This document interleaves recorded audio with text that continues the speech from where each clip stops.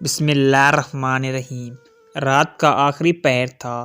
سردی تھی کہ ہڈیوں کے اندر تک گھسی جا رہی تھی۔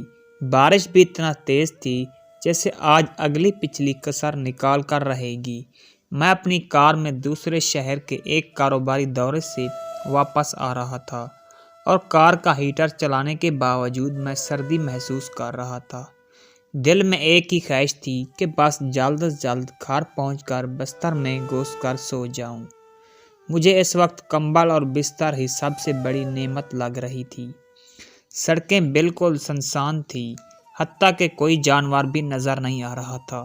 لوگ اس سرد موسم میں اپنے گرم بستروں میں دبکے ہوئے تھے۔ جیسے ہی میں نے کار اپنی گلی میں موڑی تو مجھے کار کی روشنی میں بھیگتی بارش میں ایک سایہ نظر آیا۔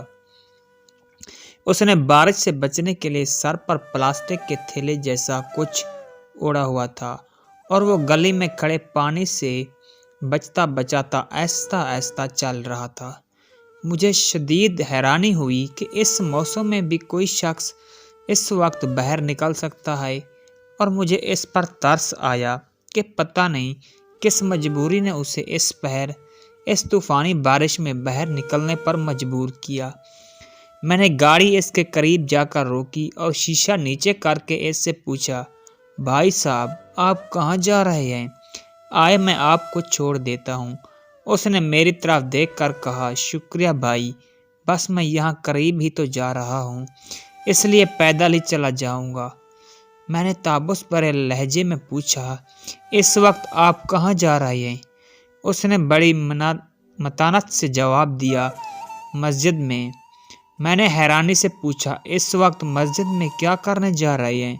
اس نے کہا، میں اس مسجد کا مؤذن ہوں اور فجر کی اذان دینے کے لیے مسجد میں جا رہا ہوں۔ یہ کہہ کر وہ اپنے راستے چل پڑا اور مجھے ایک نئی سوچ میں گم کر گیا۔ کیا آج تک ہم نے کبھی سوچا ہے کہ سخت سردی کی رات میں طوفان ہو یا بارش، کون ہے جو اپنے وقت پر اللہ کے بلاوے کی صدا بلند کرتا ہے؟ کون ہے جو ہمیں بتاتا ہے کہ نماز نیند سے بہتر ہے؟ کون ہے جو یہ اعلان کرتا ہے کہ آؤ نماز کی طرف، آؤ کامیابی کی طرف؟ اور اسے اس کامیابی کا کتنا یقین ہے کہ اسے اس فرض کے ادا کرنے سے تو نہ سردی روک سکتی ہے اور نہ بارش، جب ساری دنیا اپنے گرم بستروں میں نیند کے مزے لے رہی ہوتی ہے اور وہ اپنے فرض کو ادا کرنے کے لیے اٹھ جاتا ہے۔ تب مجھے علم ہوا کہ یقیناً ایسے ہی لوگ ہیں جن کی وجہ سے اللہ ہم پر مہربان ہے، اور انہی لوگوں کی برکت سے دنیا کا نظام چل رہا ہے۔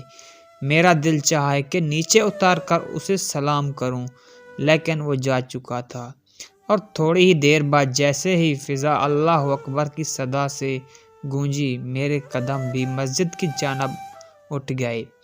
آج مجھے سردی میں مسجد کی طرف چلنا گرم بستر اور نیند سے بھی اچھا لگ رہا تھا۔